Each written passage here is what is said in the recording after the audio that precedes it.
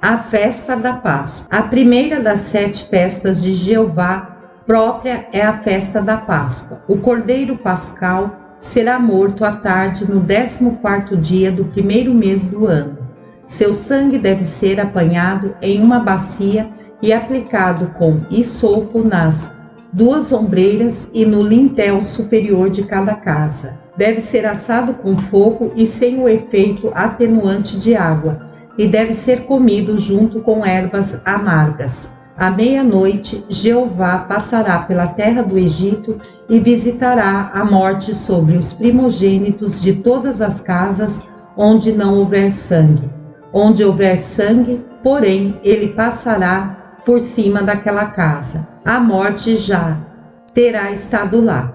Olhando para trás, naquela primeira noite de Páscoa, todos os israelitas foram poupados, mas não havia uma única casa egípcia onde a vida de um primogênito não fosse tirada. Aquela noite, portanto, marcou a libertação do povo de Deus, de sua escravidão egípcia. Assim, eles deveriam se lembrar de sua libertação uma vez a cada ano depois, mantendo a festa da Páscoa. A festa da Páscoa tipifica esse evento estupendo, sem o qual nunca poderia ter havido qualquer recuperação da ruína que o pecado trouxe. Nunca poderia ter sido realizado também. Esse evento foi, é claro, a morte de Cristo na cruz do Calvário, pela qual Deus foi infinitamente glorificado com respeito à questão do pecado. Assim, um fundamento justo foi estabelecido pelo qual Deus, que é santo, pode sair em bênção para os homens pecadores. Versículos 6 a 8. A festa dos pães asmos. Em associação imediata com a festa da Páscoa, há a festa dos pães asmos. Durante os 7 dias que se seguiram à Páscoa, nenhum fermento pode ser encontrado nas habitações do povo de Jeová. Nas Escrituras, o fermento sempre tipifica o mal, seja moral, doutrinário ou eclesiástico. E 7 é sempre o número da perfeição ou completude. A festa dos pães ázimos, portanto, tipifica nossa morte com Cristo e o modo de vida que se torna aqueles que morreram com Ele. Se Cristo sofreu, sangrou e morreu para tirar nossos pecados, então como podemos continuar pecando da maneira que sempre costumávamos fazer? Deus condenou o pecado na carne, e se Ele o condenou, então devemos condená-lo também. Romanos 8:3 e 1 Pedro 4:1.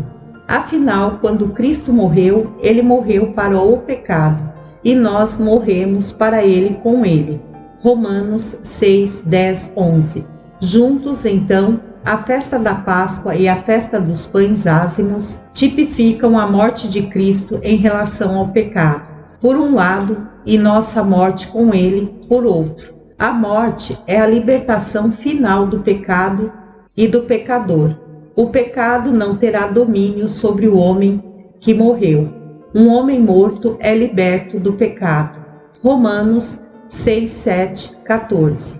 A festa das primícias, 23:9-14.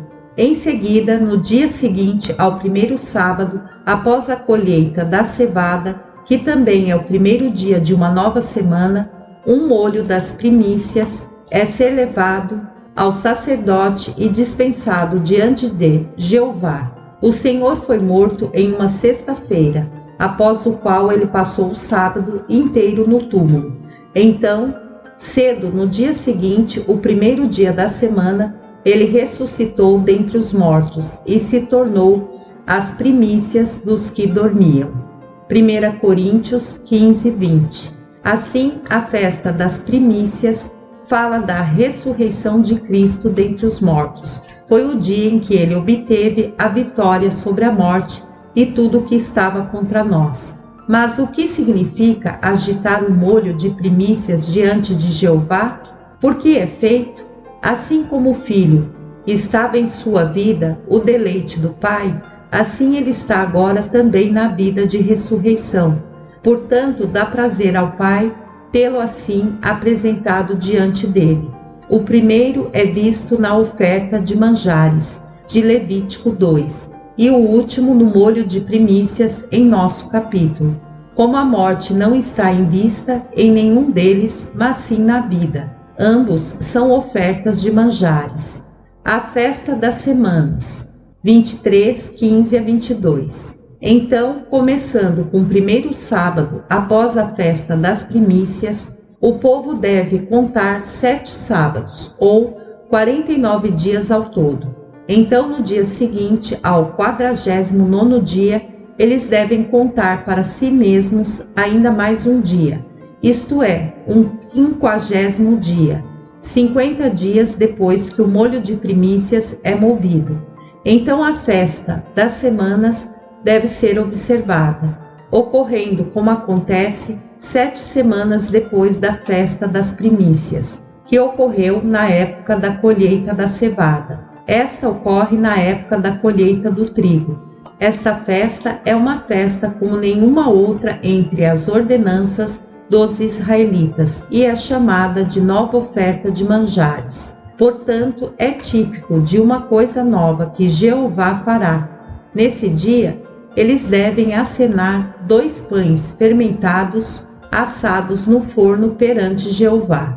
50 dias após a ressurreição do Senhor dentre os mortos, algo aconteceu, como nunca havia acontecido antes. Naquele dia surgiu algo que nunca existiu antes. Foi a Assembleia. O Espírito de Deus foi enviado do céu naquele dia e fez morada nos crentes que estavam reunidos em Jerusalém. Sua presença, estando neles, todos eles foram unidos como membro de um corpo e foram unidos a Cristo como sua cabeça no céu. No entanto, visto que, nas Escrituras, 2 é sempre o número de testemunho adequado, os 2 pães são uma figura para a Assembleia, não em seu caráter de um corpo, mas em seu caráter testemunhal. Além disso, porque os 2 pães são uma figura para a própria Assembleia, também há fermento neles, embora o crente não tenha mais seus pecados sobre ele. Ele ainda tem o princípio do pecado dentro de si. Vale a pena notar, porém, que assim como o cozimento interrompe a ação do fermento no pão, mesmo assim a morte do crente com Cristo é suficiente para interromper a ação do pecado dentro dele. Eles devem ser cozidos com fermento. Levíticos 7, 12 e 3. Como notamos acima, a festa da Páscoa e a festa dos pães ázimos estão intimamente associados uma à outra. Isto pretende ilustrar a conexão entre a morte de Cristo e nossa morte com Ele. Tal é também o caso da festa das primícias e da festa das semanas. Essas festas estão intimamente associadas umas às outras para mostrar a conexão entre a vida de ressurreição de Cristo e nossa vida de ressurreição com Ele. A festa das primícias e a festa das semanas, então, são ambas ofertas de manjares, derivadas daquilo que como foi semeado na morte e gerado novamente na vida. Eles são figuras, portanto, de Cristo e daqueles que são seus, não na morte, mas na vida ressurreta. É a vida mais abundante. De João 10, 10. João 12, 24, 1 Coríntios 15, 36. É por isso que a festa da Páscoa e a festa dos pães ázimos são encontradas juntas em uma divisão do capítulo, enquanto a festa das primícias e a festa das semanas também são encontradas juntos em ainda outra divisão do capítulo. Uma observação ainda precisa ser feita em relação a esta festa das semanas e seus 2 pães de ondas. Conectado com essa festa está Levítico 23, 22, o que é um tanto intrigante para algumas mentes. Quando o povo de Deus ceifar seus campos, eles não devem voltar a limpar os cantos de seus campos, nem voltar e recolher os grãos que caíram no solo de suas colheitas já colhidas. Como já vimos, os 2 pães movidos são uma figura para a Assembleia, que é o povo celestial de Deus. Essas colheitas são então as primícias daquela colheita da qual são feitos os 2 pães de ondas. A questão, portanto, é: quem são as colheitas que ficam nos cantos dos campos e os grãos que caíram no chão? Eles também fazem parte da Assembleia? A resposta é: não. Eles não fazem parte da Assembleia, mas como a Assembleia, eles estão entre os remidos celestiais. Depois que a Assembleia for arrebatada para estar com Cristo na casa do Pai, acima, então Deus levará novamente seu antigo povo, Israel.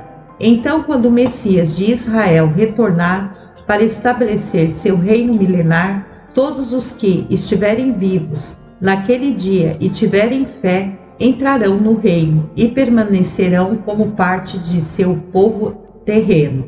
Entretanto, muitos de seus santos terão morrido, alguns deles tendo sido martirizados. Assim mesmo, quando Cristo está voltando para estabelecer seu reino, eles serão ressuscitados dentre os mortos e arrebatados para se juntarem às hostes celestiais. Então, tendo sido assim arrebatados, eles se juntarão a ele, enquanto ele continua sua descida para estabelecer seu reino terreno.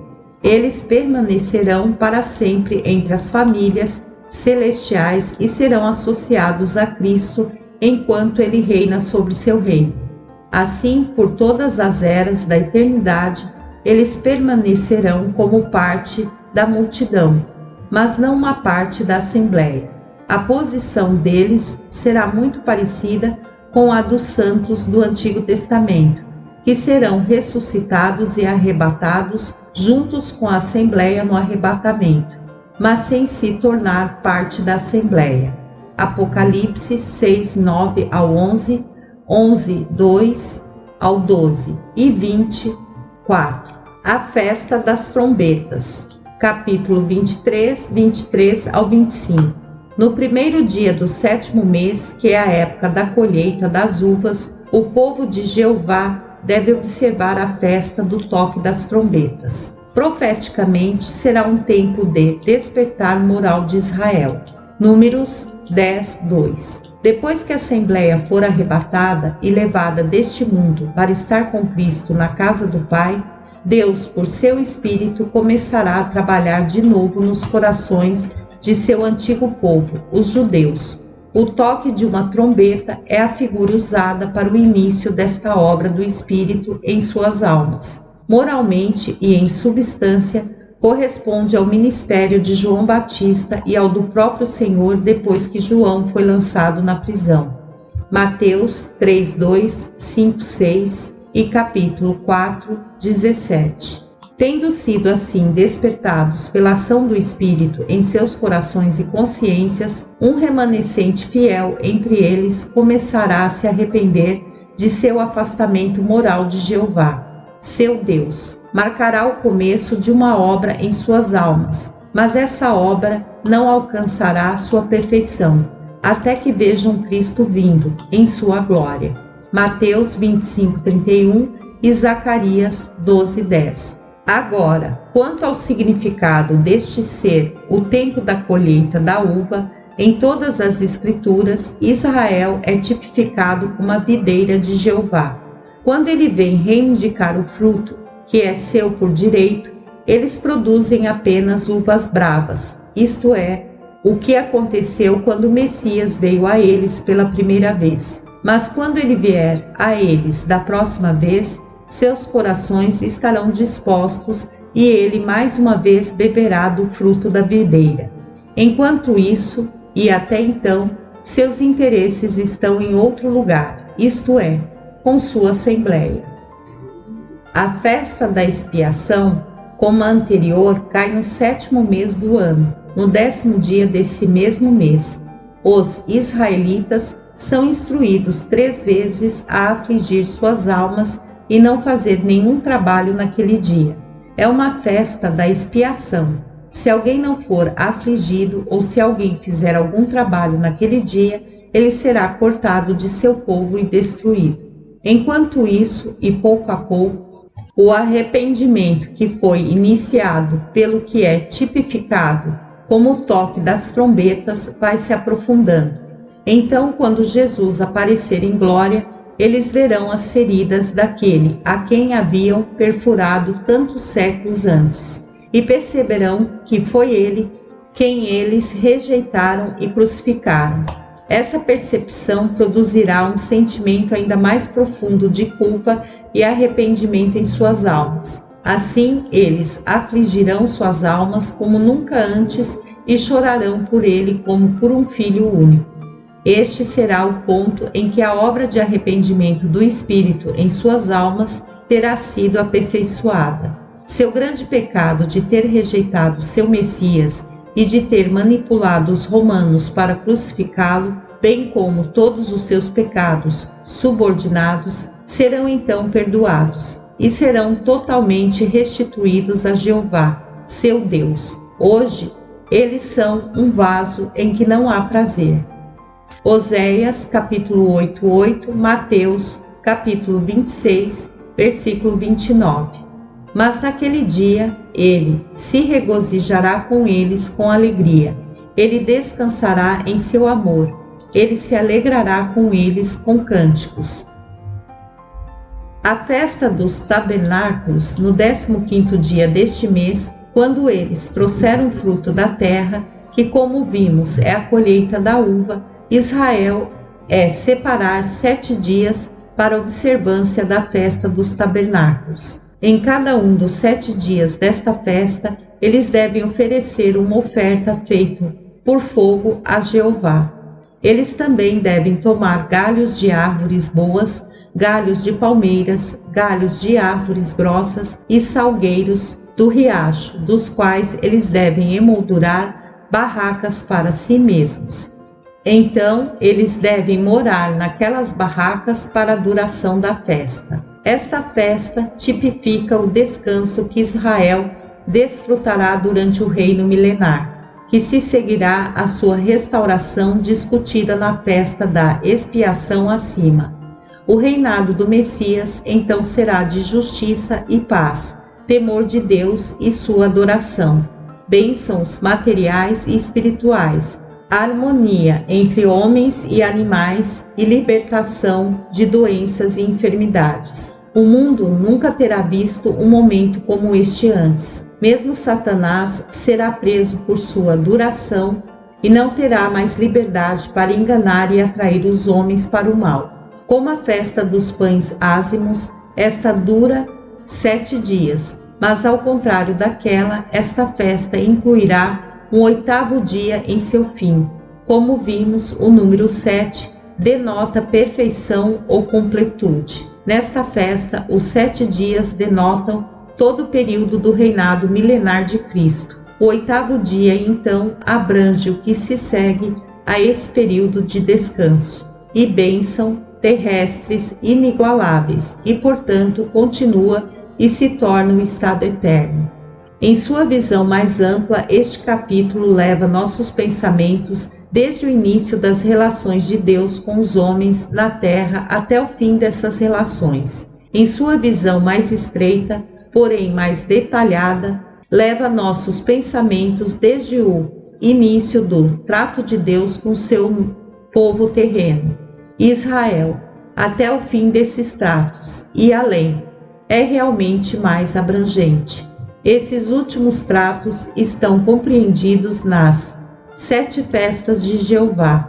Começam com a festa da Páscoa, típica da morte de Cristo, a festa dos pães ázimos, típica da libertação do poder do pecado, que sua morte dá aos que morreram com ele, a festa das primícias, típica da ressurreição de Cristo, e a festa das semanas, típica da Assembleia, e sua vida de ressurreição com Cristo. Tudo isso é passado ou presente. As 3 festas seguintes ainda são futuras. São eles a festa das trombetas, típica do despertar espiritual e moral do seu povo terreno, Israel, a festa da expiação, típica do arrependimento daquele povo por sua rejeição e crucificação do Messias, e a festa dos tabernáculos, com seu 8º dia, típica do reino milenar de Cristo sobre a terra e o que se segue, isto é, o estado eterno, cujo fundamento foi posto na morte e sangue derramado de Cristo na cruz do Calvário. Quanto a este último estado eterno, é o que Pedro chama de o dia de Deus, em que habita a justiça. Segundo Pedro, capítulo 3:13. Novo céu e uma nova terra foram levados à plena fruição. Seu coração e mente santos estarão completamente em repouso. Ele desfrutará para sempre da companhia de seus redimidos celestiais e terrenos. Um dia em que todos estarão em conformidade com a natureza pura e santa de Deus. Será uma cena de felicidade e glória inimagináveis, onde há apenas luz e amor, e onde a alegria encherá nossos corações e cantará nossos lábios. O amor de Deus preencherá o lugar. O cordeiro que foi morto será seu centro, e os corações dos remidos estarão para sempre explodindo de alegria e louvor. Amém.